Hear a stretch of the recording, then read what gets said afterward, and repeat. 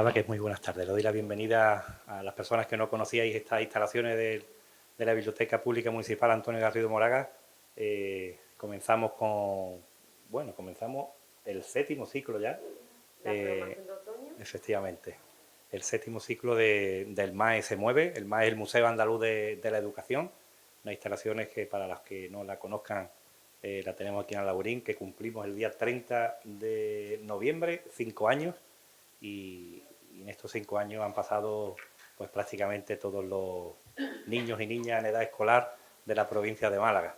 La verdad que es un centro de referencia, no solamente a nivel andaluz, sino a nivel nacional, y estamos contentos, muy contentos de tener hoy aquí a una profesora de la Universidad de Málaga, Victoria Andrés. La verdad que muchas gracias por estar aquí, de presentar hoy aquí tu libro, El sexo injusto. Y bueno, por hacer un poquitín de historia, como digo, es el séptimo ciclo. Hemos abordado ya temas de máxima actualidad durante todos estos años. Iniciamos, porque siempre me gusta recordarlo, iniciamos estos ciclos en plena pandemia. Fuimos, yo creo que, la primera entidad pública que se atrevió a hacer ya un evento al aire libre. Fue en la finca El Portón, y hay que decir que desde entonces, si miramos el recorrido ya de personas que han participado en este ciclo, desde filósofos, desde sociólogos, médicos, etcétera, la verdad que estamos muy contentos, muy contentos. Y hoy, como digo, muy contento también de tener a Victoria, que voy a decir un poco el programa también, de lo que nos vamos a encontrar en las próximas semanas. No solamente tenemos a Victoria Andrés, sino que también vamos a contar con Vicente Garrido, catedrático de Educación y de Criminología en la Universidad de Valencia, que vendrá el día 3 de diciembre, y la escritora y ensayista Marta Sanz, que ha publicado hace poco. Vendrá el día 12 de diciembre, estará aquí también en esta biblioteca. Pero hoy vamos a hablar de otra cosa, con Victoria y con nuestra querida amiga Cristina Consuegra, que es la coordinadora del ciclo.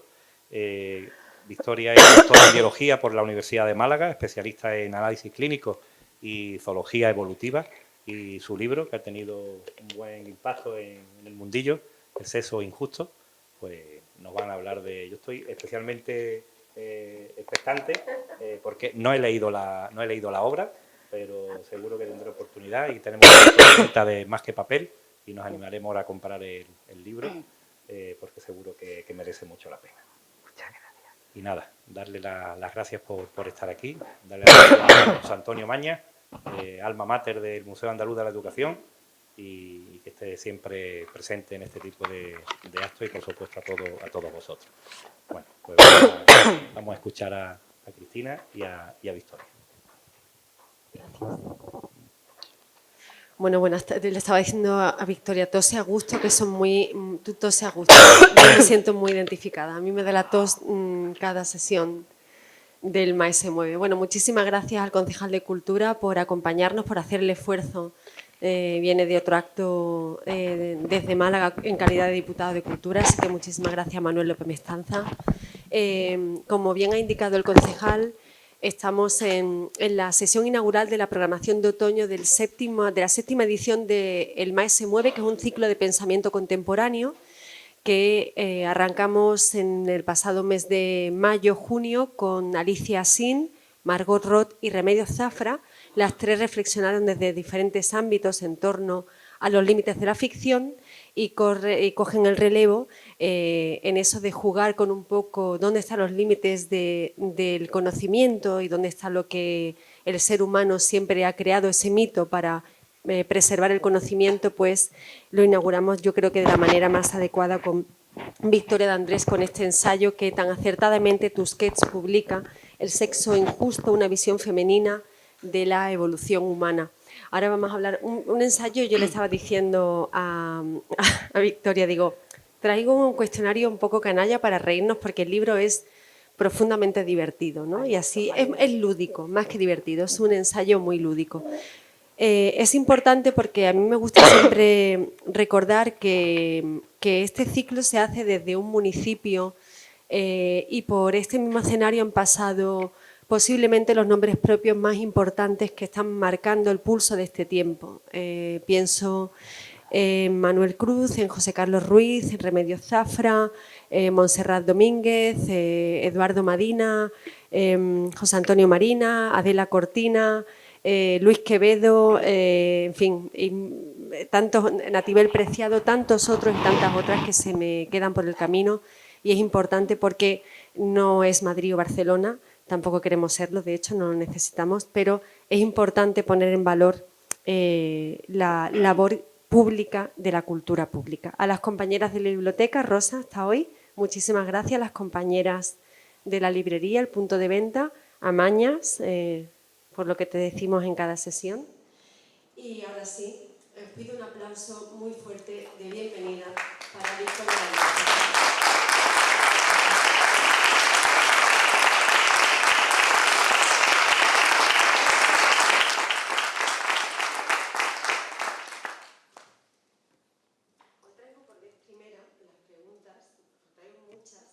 Consciente de que no me va a dar tiempo, pero las traigo en el teléfono móvil. Y quiero empezar por algo que ya planteas en esa especie de doble tarjeta de presentación que haces al principio del ensayo, ¿no? Antes de comenzar en cada capítulo a cogernos de la mano e ir explicándonos, ¿no? Mira, vamos a hablar correctamente de sexo, ¿no? ¿A qué nos referimos cuando nos referimos al sexo y su ejercicio? Y yo te quiero preguntar por algo que destacas en este doble prólogo que hay al principio. Te pregunto, ¿qué es lo que hace de la biología el aspecto más fascinante del sexo? Si tuvieras que destacar algunos o alguno.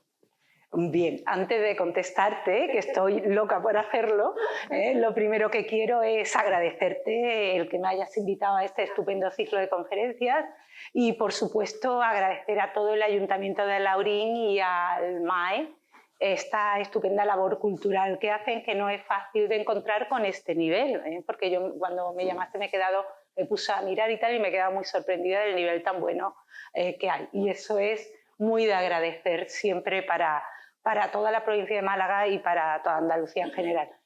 Eso por una parte. Por otra parte, ayer no tenía voz, ayer por la noche me quedé sin voz. Hoy tengo voz, pero una tos horrible, con lo cual me disculpo enormemente por las toses que van a amenizar la charla. Así la hacemos todavía más divertido. Y ya en tercer lugar, si te parece, pues te contesto.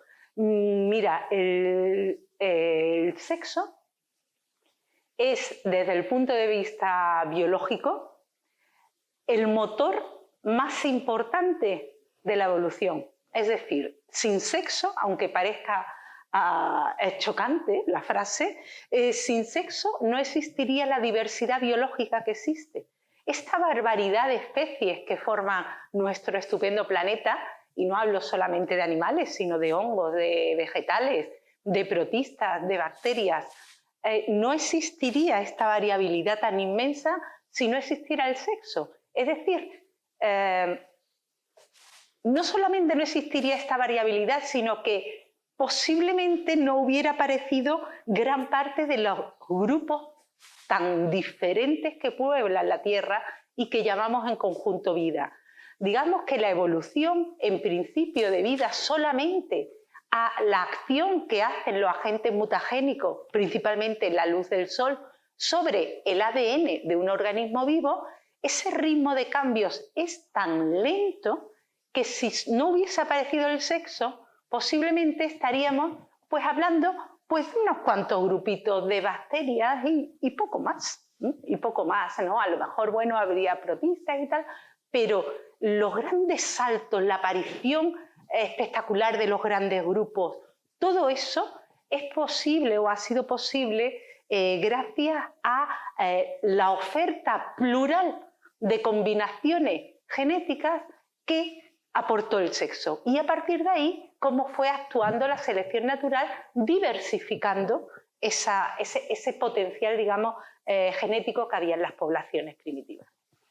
Bueno, a mí el ensayo me interesa, yo creo que es un ensayo que además a las compañeras de Tusquets, ¿no? Te lo mencioné hace tiempo, yo creo que ha sido un gran acierto porque es un ensayo muy necesario por la cantidad de falacias con las que hemos crecido, ¿no? Y aparte yo creo que es el momento de que la ciencia lidere la conversación pública. Y especialmente en un tema del que se habla tan poco y tan mal como es el sexo, ¿no? Sí. Sobre y esto, tan interesadamente, perdona que te diga. Eso, pues, sobre esto, esta introducción era precisamente para preguntarte también una cuestión que aparece casi al principio, me parece que está en el primer capítulo. De hecho, bueno, aparece en diferentes momentos de tu ensayo, insistes en que hombres y mujeres son diferentes, no son distintos. Tú hablas de que la realidad biológica es irrefutable, ¿no? Cuando se pretende negar tal diferencia, ¿qué es lo que se está pretendiendo? ¿O a quién o a qué se busca beneficiar? Porque hasta hace nada, hoy hay quien defiende que no existe tal diferencia, ¿no? Entre hombres y mujeres. Pues mira, fue una de las razones que me indujo a escribir el libro. Básicamente dos cosas que a mí me ponían muy nerviosa. Una era el uso guionista, y delante del sufijo ista pon lo que quieras, que se hacía de la diferencia entre hombres y mujeres, cada uno arrimando el ascua a su sardina desde perspectivas completamente distintas, pero todas enormemente interesadas, que decían parte de la verdad, pero no toda la verdad, o decían pequeñas mentiras o grandes mentiras, pero en cualquier cosa se manipulaba muchísimo el concepto de sexo. Entonces, vi la necesidad de decir claramente lo que es el sexo desde el punto de vista biológico, porque eso no es opinable. La realidad biológica es la que es, la observe quien la observe y la analice quien la analice. Es más, si no hubiese nadie que la mirara ni nadie que la analizara, es decir, si no existiéramos los humanos para estudiar y descubrir la biología, seguiría siendo la que es. Es decir, es una cosa completamente objetiva. Después, el uso que se puede hacer de las cosas culturalmente es enormemente enriquecedor, es lo que nos hace la perspectiva humanística de la humanidad, que es extraordinariamente interesante, a mí me entusiasma, pero no es objetiva, es subjetiva, por tanto es un constructo humano, es opinable, es politizable, es arrimable a tu sardina, es lo que quiera uno, pero no es objetivo. Sin embargo, lo que he querido hablar de sexo, y lo he querido hablar de una manera además intentando, espero haberlo conseguido, pero desde luego he puesto todo mi empeño en que el lenguaje llegue absolutamente a todo el mundo, para que todo el mundo lo pueda leer sin necesidad de ser especialista y además se lo pase bien leyendo, lo que ha sido el objetivo que yo he tenido. Esto son, creo que las cosas que se hablan aquí de sexo son muy necesarias, por supuesto, para todas las mujeres, porque se centra en una visión muy femenina de la evolución, que por cierto hasta el momento no se había hecho nunca, pero por otro lado es completamente objetiva. Es decir, yo lo que digo aquí muchas veces me dicen, pero tú qué has hecho, un libro feminista. Digo, yo he hecho un libro biológico y muy a mi estilo.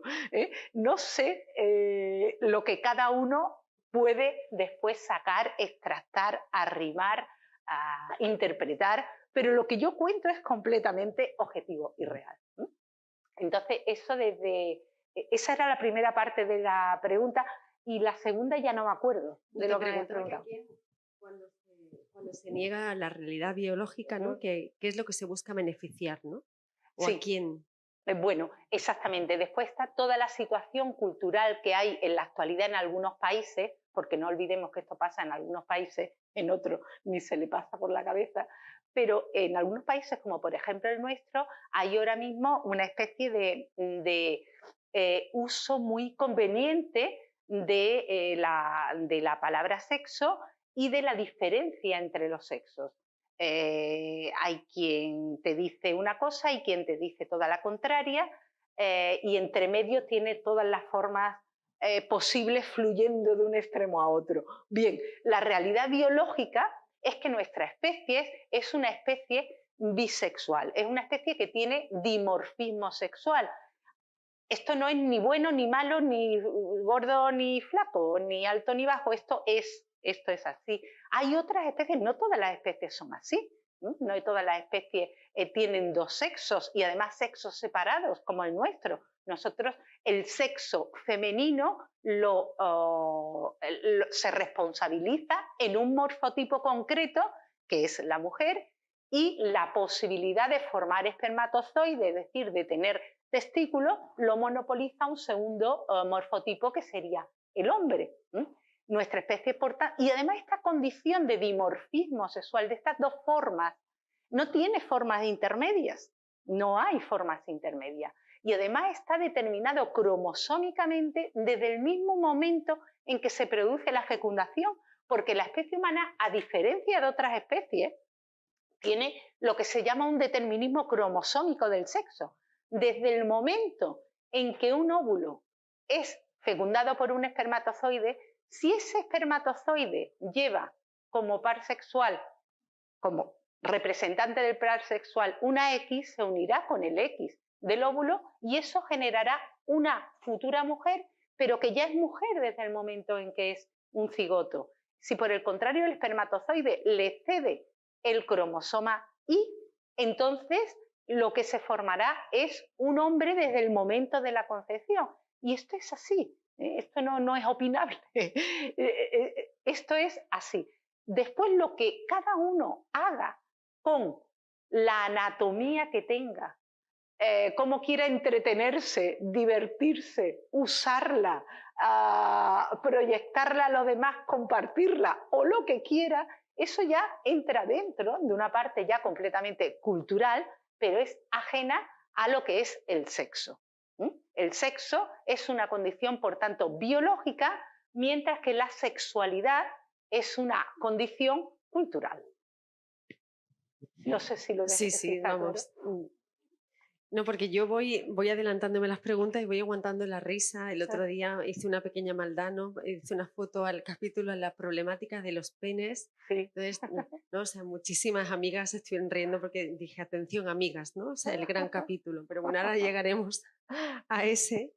Es inevitable, ¿no? Tú has mencionado, yo sí creo que es un libro feminista. Yo estoy profundamente convencida de que es un libro feminista desde el momento en el que el feminismo es esa corriente que corrige las asimetrías del pensamiento heredado. Y el pensamiento heredado en este caso ha sido totalmente falocéntrico, por lo tanto es un libro feminista sin lugar a dudas. Cuando lo vas leyendo, ¿no? es muy lúdico, es lo que decíamos al principio, es muy divertido, sobre todo si eres mujer, entonces vamos corrigiendo esas falacias con las que hemos tenido que convivir nosotras, ¿no? Una de las primeras que ya refutas desde el principio es lo de la participación de los dos sexos en la generación de los individuos en los procesos de reproducción, ¿no? Tú dices, nosotras cargamos con mucha más responsabilidad en la generación de un nuevo ser y lo hacemos desde el principio en la doble acepción del término. Y me gustaría que esto, yo por ejemplo, ya lo sabía, ¿no? He señalado al padre de mi hija porque él pues, explicaba muy bien aquello de la carga genética que aporta una mujer y aquello de la carga genética que apoya a un hombre, que aporta a un hombre, pero esto no lo sabe todo el mundo. No, esto lo sabe muy poca gente y es necesario, creo yo, decirlo porque siempre en los libros de texto de cualquier libro de biología, pues siempre vemos que la concepción de un nuevo individuo es el resultado de la fecundación entre un óvulo y un espermatozoide, donde cada uno aporta la mitad de la dotación genética, son haploides ambos gametos, se reconstituye el número diploide de la especie en el cigoto y así todos tenemos un doble juego de cromosomas, que es, eso sí lo sabe todo el mundo, que es donde están los genes. Bien, eso es cierto, pero no es eso es verdad, pero no es toda la verdad. Toda la verdad es que hay una herencia extra al individuo que no es estrictamente la genética nuclear, que es de la que estamos hablando. Hay hay otra herencia que es exclusivamente de la madre. Y es una herencia, por un lado, de contenido citoplasmático que, digamos que el nuevo ser, el cigoto, esa primera celulita que somos todos, resultado de la fecundación, tiene su núcleo formado por papá y mamá, pero tiene un citoplasma. Ese citoplasma, mientras que el núcleo está formado al 50% por papá y mamá, el citoplasma es heredado directamente del citoplasma del óvulo, es decir, es todo mamá. Y ahí mamá ha metido muchas cosas. Ahí mamá ha metido comida para que su retoñito en las primeras fases, cuando todavía no está formada la placenta, tenga energía para poder empezar a dividir y formar los tejidos. Se necesita energía de algún sitio y todavía no hay de dónde cogerla, pero es que mamá le ha dejado la despensa llena. Está también, hay ARN ribosómico y hay ribosomas, que son la fábrica de producir ese nuevo individuo sus propias proteínas. Eso todo se lo ha dejado mamá. Pero no solamente le ha dejado mamá la fábrica, le ha dejado también los planos de cómo funciona esa fábrica, le ha dejado el ARN de transferencia.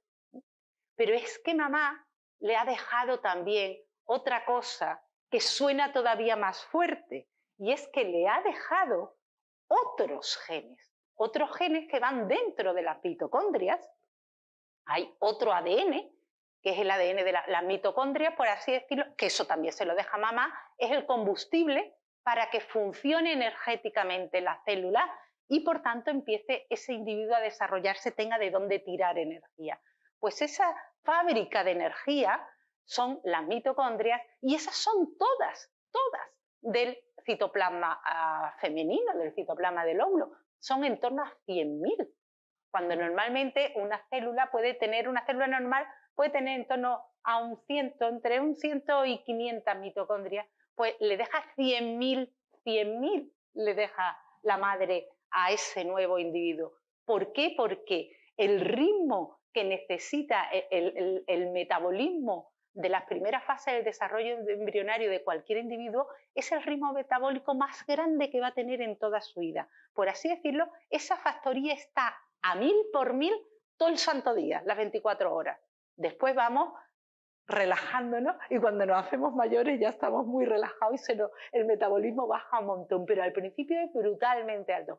Toda esa energía procede, la aportan las mitocondrias y esas primeras mitocondrias que tiene el nuevo ser se las deja toda su madre. Pero es que además las mitocondrias es un orgánulo que tiene ADN dentro. Es decir, la información genética de un nuevo individuo procede por un lado del núcleo, que lo tiene de su padre y de su madre, pero también del ADN mitocondrial, que es exclusivamente materno. Exclusivamente materno. Y ahí, como os cuento en el libro, hay cosas muy interesantes. que todo es... Y todo eso lo prepara mami, pero lo prepara desde antes, que está preocupada por el niño antes de que haya niño todavía. Sobre esto, me voy a saltar varias preguntas porque te quiero preguntar por lo que algunos científicos llaman la EVA mitocondrial, ¿no? Sobre todo esto que estás comentando. Y también, además de aportar todo esto que estás diciendo de los nutrientes, ¿no? Para que el futuro individuo pues, vaya asumiendo toda esa fase de desarrollo, el tema de la protección, que es muy interesante también, esta doble cuestión de la protección. Por un lado, la madre ya está protegiendo a ese cigoto, ¿no? Sí. Las labores de protección que una madre después desarrolla durante toda la vida, ¿no? Correcto. Y lo del asunto de la EVA mitocondrial. Ajá.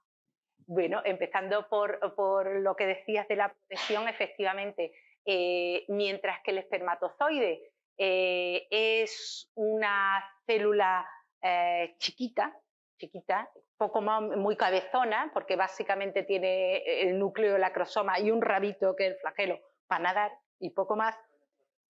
El óvulo es una célula mucho más gordita, pero es que además el óvulo tiene una envuelta, lo que se llama la doble corona, una envuelta primero el área pelúcida y después la capa granulosa, que no solo lo protege físicamente, porque el óvulo, claro, tiene que salir el ovario y va pegando sus saltitos por las trompas, se va moviendo, va rodando, los cilios lo van empujando, todo ese vaivén va protegido por esta doble capa radiada, pero es que además la zona pelúcida además es una protección contra las infecciones muy, muy grandes, ¿eh?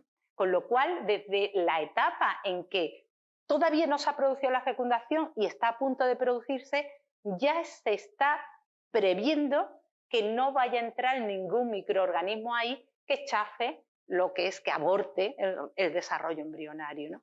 Eso por un lado. Por otro lado, me preguntaban lo de la EVA mitocondrial. Lo de la EVA mitocondrial es un término muy curioso que a mí me gusta especialmente, se acordó llamarlo así, pero básicamente se refiere al hecho de que, claro, como hemos dicho que las mitocondrias pasan del citoplasma del óvulo materno directamente a ser citoplasma del cigoto, significa que las mitocondrias son las mismas de mamá. O sea que el ADN mitocondrial de la madre es exactamente el mismo que tiene el hijo. Y así va pasando de madres a hijas a través de todas las generaciones.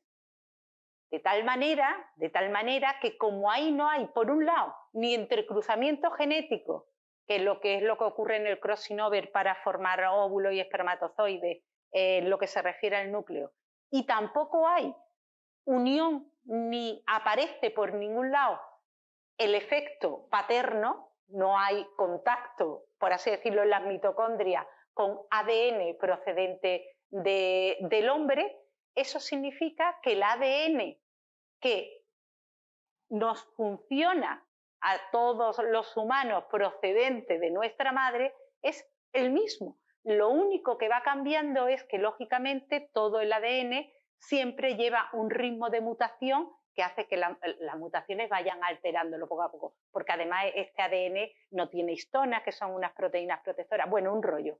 La cosa para que todo el mundo lo entienda, es que, salvo la tasa de mutación, que es relativamente pequeña, podemos establecer el hilo de conexión entre madres e hijas a lo largo de generaciones, y si no hubiese mutaciones, podíamos llegar a la primera mitocondria, que es la que se ha llamado la EVA mitocondrial. Que a ti te ha gustado el término. Es que es muy bonito, la EVA mitocondrial es muy chulo. Bueno, le hemos dedicado tiempo a los óvulos, ¿no? A las diferentes fases de desarrollo. Vamos a hablar ahora de lo que, como tú los denominas, los aguerridos espermatozoides, que Sí. esa parte es especialmente divertida, ¿no? Porque, Sí. como bien dices, siquiera saben dónde van, ¿no? Siempre nos han dicho que se esfuerzan mucho por llegar, que lo tienen muy claro, pero no tienen nada claro, siquiera saben dónde van. Entonces, te pregunto, ¿de dónde viene esa información?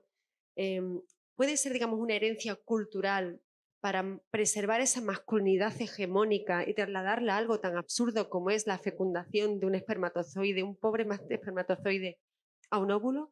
¿O ha habido algún tipo de interés que se nos haya escapado en esto de contar realmente lo que hace un espermatozoide cuando está, nadie sabe exactamente dónde está, ni él mismo? Esa pregunta es muy interesante. Yo creo que no ha habido ninguna intención de nada, simplemente se ha contado las cosas conforme se iban conociendo. ¿Y qué es lo primero que se conoció de esto? Bueno, pues cuando ya a partir de que Anthony van Leeuwenhoek diseñó el primer microscopio, se empezaron a ver cosas maravillosas. Entre ellas, bueno, lo que había en una muestra de esperma, y eso, ya os lo digo por si nunca lo habéis visto, es uno de los espectáculos biológicos más bellos que existen. O sea, es una cosa maravillosa. Yo he estado muchos años haciendo espermiogramas porque he estado ejerciendo de analista muchos años, y eso es una cosa, es espectacular. ¿Entre qué es espectacular? Que vas viendo todos los espermatozoides lanzados, viendo cómo uno se adelantan a otro. Realmente te cautiva y tiendes a pensar eso, porque además el óvulo teóricamente está allí que acaba de salir de su folículo, le han recogido las trompas y está allí tranquilito, pues parece que tiene un papel completamente pasivo. Y los otros son los héroes troyanos, luchando ahí hasta llegar a Helena. Un poco más o menos da esa sensación. Sin embargo, conforme ha ido avanzando las investigaciones, se ha ido viendo cómo el papel femenino no solamente es pasivo, sino que es muy activo. De entrada, los pobres espermatozoides salen, la palabra es así, no lo digo yo de manera figurada, salen discapacitados. ¿Discapacitados por qué? Porque hay un proceso a lo largo de todo el tracto femenino que se llama precisamente la capacitación de los espermatozoides. Estos espermatozoides tienen que ser liberados de una serie de proteínas que están como que lo inutilizan, y hasta que no se liberan de eso no pueden realmente fecundar. Esa liberación proteínica de los espermatozoides la realizan los tejidos, activamente, los tejidos de útero y de trompas femeninos. Eso por una parte. Pero por otra parte, se me acaba de ir la onda de lo que iba a decir. Estabas hablando de que los espermatozoides se tienen que ir liberando de diferentes capas proteicas para poder... No, pero ya me acuerdo de lo segundo que quería decir. Lo segundo que quería decir es que los pobres espermatozoides salen lanzados, que para el que los lanza es un buen momento, pero para los espermatozoides no debe ser tan bueno, porque los pobres los lanzan allí al vacío, en una especie de catapulta, y no saben dónde van, realmente no saben dónde van, ni en un mundo oscuro, hostil, lleno de bacilos de Doderlein, que son como los gorilas de las discotecas, cargándose todo lo que entra. Entonces los pobres, eso debe ser un mal trago horrible, pero si pudiésemos de alguna manera empatizar con el funcionamiento de una célula. Yo lo veo así, digo, pobrecillo, me da mucha pena. Pero la cosa es que, ¿cómo saben dónde van? Pues saben dónde van porque esa capacitación que hacen los tejidos femeninos, lo que hace es hacerlos sensibles a la progesterona. ¿Y quién está produciendo la progesterona? La está produciendo la envoltura del óvulo. Entonces, de alguna manera, no solamente los capacita, sino que los guía, los lleva de la mano, le dice por aquí. O sea, que es un papel muy activo, pero eso se sabe desde hace muy poco, realmente muy poco. Qué interesante. Vamos a hablar ahora del diseño de cada aparato reproductor, ¿no? Que también aquí hay una parte muy divertida cuando vas explicando, ¿no?, cómo se van formando cada aparato reproductor, y que en esto de otra injusticia total para las mujeres, ¿no?, en esa diferencia de diseño de cada aparato reproductor del masculino frente al femenino, nosotras las pagamos con tributos, ¿no?, que nos salen muy caros, especialmente tú hablas, pues eso, de todo lo que tiene que ver con las condiciones higiénico-sanitarias, ¿no?, que incluso en el proceso de diseño de culminar en un aparato reproductor femenino o masculino, ahí también salimos perdiendo, mal paradas. Salimos mal paradas, sí, porque bueno, es una manera muy, muy gráfica, creo yo, como lo defino, como lo cuento en el libro, pero la realidad es esa. La realidad es que, ¿cuál es la limitación más grande que tenemos siempre las mujeres, vayamos donde vayamos? Es el tema de hacer pipí, es una lata tremenda. Los hombres pueden hacerlo prácticamente en cualquier sitio. ¿Por qué? Porque tienen una probóscide, ¿de acuerdo? Vamos a llamarlo así. Es decir, tienen una cosa que los separa de la superficie del cuerpo y que además es direccionable. Nosotras no tenemos eso. Entonces nosotros necesitamos un sitio decente donde ponernos en una postura decente para poder canalizar la micción hacia el lugar donde queremos dirigirlo. Ellos no, ellos pueden hacerlo perfectamente hacia donde quieren. Eso por una parte, pero por otra parte también está el hecho de que nosotras, al tener 3 orificios, mientras que ellos tienen 2, y además nosotros lo tenemos muy seguido en el mismo plano prácticamente, el riesgo que tenemos de contaminación tanto uretral como vaginal por una de las fuentes más contaminantes que tiene nuestro cuerpo, que es el punto de salida del digestivo, el ano, pues hace que la tasa, el porcentaje de infecciones que tenemos, ¿no? de infecciones y a veces también de micosis oportunista sea muchísimo más elevada en las mujeres que en los hombres. Y esto es consecuencia de eso, de no tener un pene. No me quiero levantar de aquí porque es muy divertido sin lanzarte la pregunta de la problemática de los penes. Sí. Pero antes, es muy interesante, y además lo has dicho al principio, me iba a adelantar pero he dicho, bueno, voy a dejar esta pregunta para el momento adecuado. El lenguaje es muy importante en el ensayo y además para ti es muy importante y adviertes en diferentes momentos sobre controlar el campo semántico, que sepamos, ¿no? Emplear la palabra correctamente. Y leyéndote y llevándolo incluso a las construcciones culturales o sociales, ¿no? Yo creo que parte del problema que tenemos o de la mala relación que hemos entablado con el sexo, desde silenciarlo hasta convertirlo a veces en un terreno muy poco luminoso, cuando precisamente es un terreno profundamente luminoso para el ser humano, es interesantísimo. Biológicamente bueno, es interesantísimo. Bueno, y culturalmente incluso también es un terreno rico, ¿no? Luminoso, pero por cuestiones que serían para otro ensayo, siempre se ha llevado a terrenos resbaladizos, ¿no? Y te quiero preguntar por el tema del lenguaje, que en el ensayo es muy importante. Para ti es muy importante que se nombre correctamente los diferentes aspectos, asuntos, fenómenos que guardan relación con la reproducción sexual, ¿no?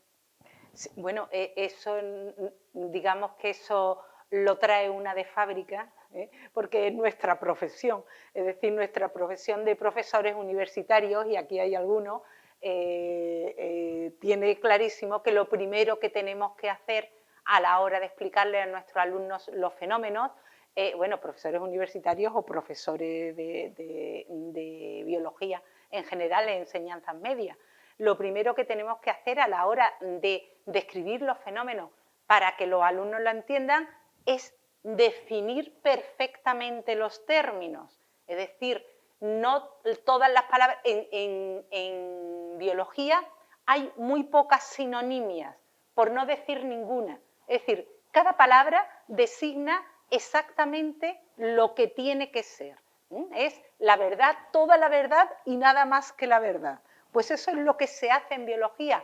Yo veo, por ejemplo, la diferencia porque la he vivido en mis propias carnes. Yo hace unos años estudié Historia del Arte, pues porque me gusta mucho todo y me gusta también mucho el arte, y ahí me di cuenta la diferencia absoluta que hay en el manejo del lenguaje. Tú cuando estás estudiando humanidades tienes la posibilidad, y te diría que incluso la obligación, de florear la cosa lo máximo posible. Es decir, cuanto más adjetives de una manera diversa un determinado proceso, un determinado fenómeno, una determinada estructura, una escultura, ¿verdad?, mejor, más se enriquece. Y eso no es ni bueno ni malo, eso es simplemente así. De la misma manera que en biología no ocurre eso, sino todo lo contrario. Un término define estrictamente un fenómeno y no hay una sinonimia. A ver, otro término parecido está designando otra cosa distinta. Por ejemplo, en un ensayo que hice hace mucho tiempo, que lo podéis pinchar en internet y encontrarlo porque está gratuito en la plataforma de The Conversation, se llama No tenemos ni idea de sexo, y entre otras cosas lo que hago es establecer la diferencia entre sexo, sexualidad y genitalidad, que lo utilizamos coloquialmente como si fuesen sinónimos y biológicamente son tres conceptos que no tienen nada que ver. Hombre, va todo del mismo tema, obviamente, pero son procesos completamente distintos, son fenómenos distintos. Se llama así a cosas diferentes, ¿no?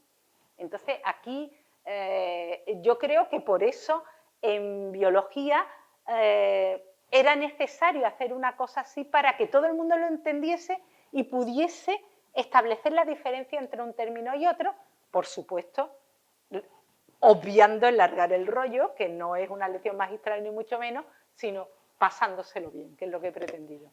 Vamos a hablar ahora de hormonas, ¿no? En la parte que titulas La revolución de las hormonas. Sí. Y voy a leer un fragmento. Dices, en cualquier caso está claro que las mamas constituyen un elemento que interfiere en el movimiento, hablando de injusticia también, que resta libertad y que hace más vulnerables a las mujeres que a los hombres en el ejercicio de las actividades físicas. Por otra parte, las mamas son un reclamo sexual en la especie humana. El hecho de su disposición alejada de la zona genital nos hace tener dos focos extra de atención sexual en contraposición al único, el genital, de los hombres. Las mujeres estamos, pues, visualmente más sexualizadas que los hombres, para bien o para mal, que el uso y aplicación de esta circunstancia es casi infinito. Entonces te quería preguntar por este otro asunto que es que constituye una asimetría por las construcciones culturales, algunas, ¿no? Por otras por unas cuestiones biológicas, y también el tema de su relación o vinculación con la revolución de las hormonas. Pues esta es otra de las cosas que yo he considerado injustas en el reparto de competencias que nos ha caído con el tema sexual, ¿no? Y es que mientras que los hombres tienen un foco, que es su parte genital, un foco donde cuando llega la pubertad, digamos, se manifiesta físicamente, y es un foco que está tapadito, está oculto, nosotras, al ser homo sapiens, es decir, haber sido monos que nos hemos puesto de pie, lo primero que nos ocurre cuando llega la pubertad es que nos salen dos esferas, semiesferas, en el sitio más visible del cuerpo, en mitad del tórax.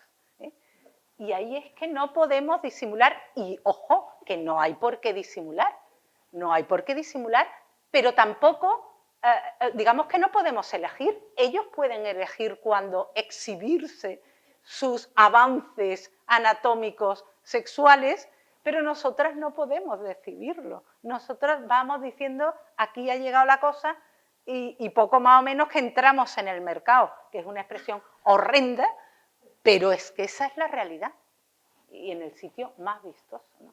Entonces, yo lo considero eso altamente injusto, unido al hecho de que es una zona muy vulnerable físicamente, es una zona que cualquier golpe, cualquier cosa, duele mucho, y es una zona que incomoda físicamente para la realización de un montón de movimientos.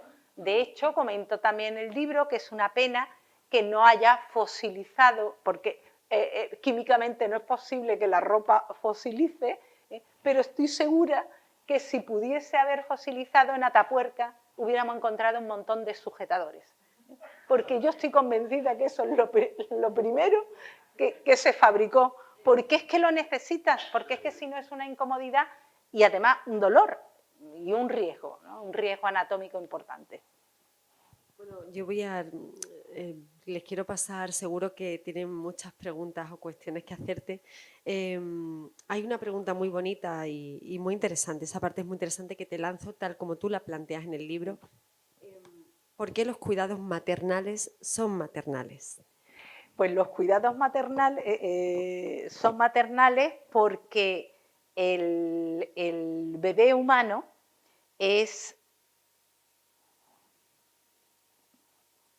de los mamíferos, yo creo que es la cría más indefensa y con más alto valor artificial, que se llama, es decir, que nace sin ver, sin poder comer porque no tiene dientes, sin andar, o se cuida o muere sí o sí. Entonces, en los mamíferos en general están muy desarrollados los cuidados maternales, pero también en las aves están muy desarrollados los cuidados parentales, ¿Cuál es la diferencia? Que en las aves intervienen tanto los machos como las hembras a la hora de llevarle el gusanito al nido al pollito. Sin embargo, como el bebé humano en este caso, pero en general en los mamíferos, no tiene dientes, no se puede alimentar por sí mismo y se alimenta de leche, leche que extrae de la mama de la madre. Consecuentemente, los primeros estadios de su vida extrauterina las hace recolgado a mamá. Y al estar recolgado a mamá, no solamente para comer, pues ya que uno está aquí, está para todo. Y está para darle el besito, para darle el mimito, para limpiarle la nariz, pues para cuidarlo, para cuidarlo. Y afortunadamente, culturalmente, ha habido en nuestra especie un avance importantísimo en todas estas funciones, salvo en el dar de mamar, que no pueden hacerlo, pero en el resto sí que ha habido un avance cultural, insisto, en algunos países, porque en otras las crías siguen siendo de las madres y se han sacado, en el cuidado de las criaturitas. Pero en el caso... estaba diciendo que había un avance muy importante, pero en el resto de los mamíferos es un cuidado exclusivamente de la hembra, en la mayoría de los casos, ¿no? Después, en determinados animales más sociales sí que hay intervención puntual de los machos, pero básicamente las crías son de las madres, y no solamente para alimentarlas, sino como hay que alimentarlas y ya las tienes al lado, pues ya están para todo. Vamos a hablar, yo creo que de la gran injusticia, ¿no? Dentro de todo este reparto que nos ha tocado, que es la menstruación. Y que es verdad que con eso hay un cacao, bueno, y tú lo empiezas además, yo creo que de la manera más correcta, y quiero empezar esta parte igual que tú la planteas en el libro, que es de qué hablamos cuando hablamos de menstruación. Porque aunque pueda parecer increíble, no todo el mundo tiene claro lo que sucede en el cuerpo de una mujer, incluso a veces las mujeres cuando menstruamos, ¿no? O sea, se confunden muchos términos y muchas cosas. Sí, es que la menstruación es una cosa muy compleja.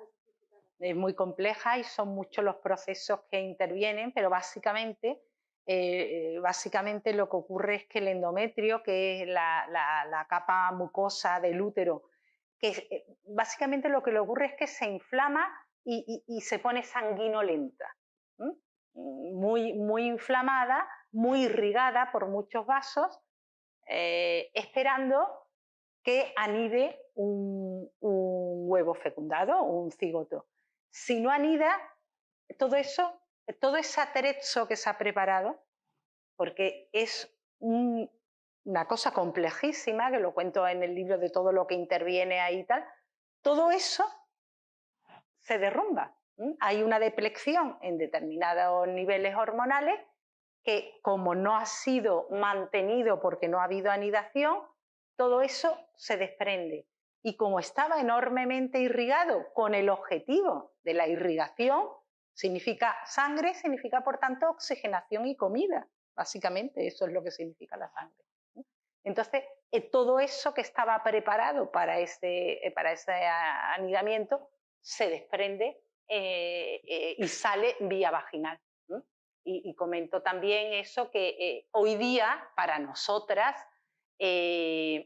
para quien la tenga, que yo ya estoy liberada de eso, lo cual es una maravilla, es una fuente de incomodidad, básicamente, y de dolor, porque es doloroso, porque todo lo que es inflamación, que cuento ahí también en el libro lo que es el dolor y por qué duele, pues es una fuente de dolor y de malestar importante. Pero tenemos que pensar, ahí lo comento en el libro, qué pasaba en los orígenes de nuestra especie. Los orígenes de nuestra especie, cuando íbamos por ahí danzando por la sabana, una mujer que iba menstruando iba dejando un reguero de sangre. Supongo que todos habéis visto la maravillosa película Tiburón, y cómo le echaban la carnada continuamente por el barco para atraer al gran blanco. Pues es una cosa muy parecida, es decir, nos convertíamos en un foco de atención por parte de posibles depredadores, y aparte de que todo lo que es inflamatorio y que lleva sangre significa acción bacteriana de por medio. Y segundo problema que teníamos, aparte de ser muy atractiva para un depredador, es que además teníamos una fuente de infección continua. Y para qué deciros en el parto, de hecho sigue siendo el momento más sensible y con más riesgo que existe en la vida de una persona, es el momento de su nacimiento, tanto para el hijo como para la madre. Claro, por eso se invierte tanto. Hay una rama de la medicina que es ginecología y obstetricia. No existe la rama de andrología. La rama de andrología es un lujo pijo que ha salido ahora porque los hombres, en todo su derecho, quieren mantener su sexualidad activa hasta después, digamos, del periodo natural, cosa que no tengo nada que objetar, absolutamente nada que objetar. Pero digamos que esa rama de la medicina es completamente novedosa, digamos, no era necesaria, es un lujo cultural que tenemos ahora. Sin embargo, la ginecología y la obstetricia sí que era fundamental, porque la mayor tasa de mortalidad de la humanidad la tenía en ese momento. Bueno, os paso, porque no sé si tenéis alguna pregunta que hacer a Victoria, o sigo yo. ¿Sigo? ¿Seguro? Pues a mí me encantaría que me Sí, a mí también, me preguntaseis. parece. Yo creo que es un poco más la timidez, por eso. Bueno, ya he aludido varias veces en tono jocoso, pero es verdad que explicas muy bien lo que sucede en el apartado de la problemática de los penes. Voy a leer para situar un poco. Dices, en el capítulo 3 he reflexionado acerca de las ventajas que supone el hecho de tener un pene para la realización de los muy necesarios procesos relacionados con la micción. Sin embargo, no está tan claro que poseer un apéndice copulador suponga siempre una condición rentable para los hombres. Cuando la vida sonríe, el pene es un gran compañero de batalla. Ahora bien, cuando hay problemas, puede llegar a convertirse en el peor de los enemigos. Y desde aquí, pues desarrollas desarrollas una serie de asuntos y aspectos vinculados a cuando la cosa comienza a torcerse, ¿no? Y sobre esto, porque aquí sí que eres más generosa a la hora de plasmar esas asimetrías, ¿no? Esas injusticias que vienen o tienen como origen el aparato reproductor masculino. Ahí es quizás la única parte donde la injusticia se la llevan ellos, porque es eso, si nosotras no tenemos que estar en perfecto estado de revista para poder copular, los hombres sí. Y eso es una injusticia, porque cualquier problema físico, cualquier problema de hipertensión, incluso algo tan normal como una colesterolemia importante, supone muchas veces una disfunción eréctil. Y para qué decir los problemas psicológicos. Los problemas psicológicos influyen muchísimo en la necesidad de que el pene esté erecto para que sea factible la cópula. Nosotras ahí nos podemos escaquear de lo lindo, en el único momento que nos podemos escaquear. Ellos no, ellos los pobres no pueden, no podéis. Pero bueno, ¿qué le vamos a hacer? En algún tributillo tendríais que pagar vosotros, y ese es el pequeño tributo, aunque ahora, de nuevo, gracias a la farmacología, esto se ha revolucionado completamente y estáis todos encantados con el color azul en los blisters. Bueno, estamos llegando ya al final. No sé si alguno de por allí, pues por allí tiene una pregunta.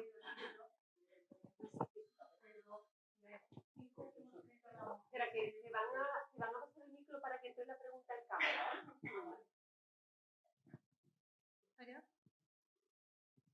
Bueno, pues para esa injusticia que hemos tenido siempre las mujeres, yo soy profesora de secundaria y entonces siempre la he soltado, la culpa de tener un hijo y no una hija. O sea, cuando realmente la culpa no es de nadie, y si es de alguien, de la suerte, ¿no? de los espermatozoides. Correcto. No sé si habla algo de eso, pero es algo que yo siempre he intentado. Pues mira, de eso no lo he comentado porque me he ceñido a lo biológico.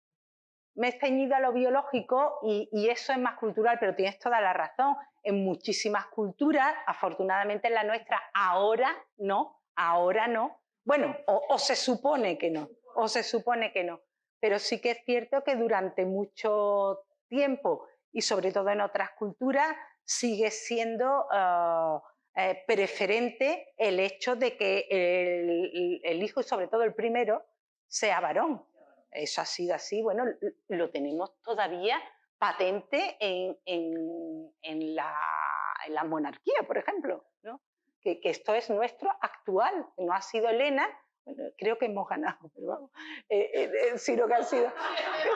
Esto no lo quería decir yo, no quería decirlo, pero vamos, que es el tercero, porque es el varón, ¿no? Y siempre de todo esto se hacía, por supuesto, cargo y la responsabilidad se achacaba siempre a la mujer, cuando la mujer siempre lega el cromosoma X en su óvulo, puesto que es XX y no puede legar nada más que X, mientras que el hombre es XY y él es que tiene espermatozoides de dos tipos, los X y los Y. Consecuentemente, si tú tienes un hijo varón, es porque el que te ha fecundado era el Y. Y si tienes una mujer, el que te ha fecundado es una X, pero ambos son espermatozoides, por tanto, responsabilidad atribuible exclusivamente al sexo masculino. No, está claro que son sus espermatozoides. ¿Alguna pregunta más? Bueno. Y que a mis 83 años he aprendido cosas que no había oído.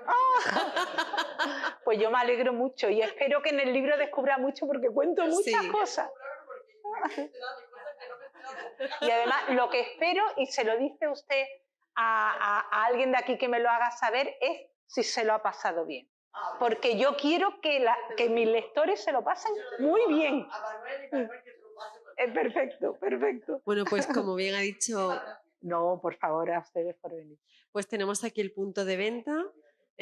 Os dejo entonces ahora con Victoria para que os firme los ensayos.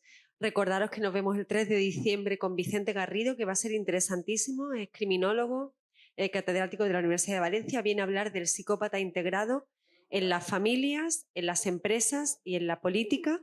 Y cerraremos con la gran Marta Sanz, que viene a hablar de los íntimos. Así que os esperamos y un aplauso para Victoria, por favor.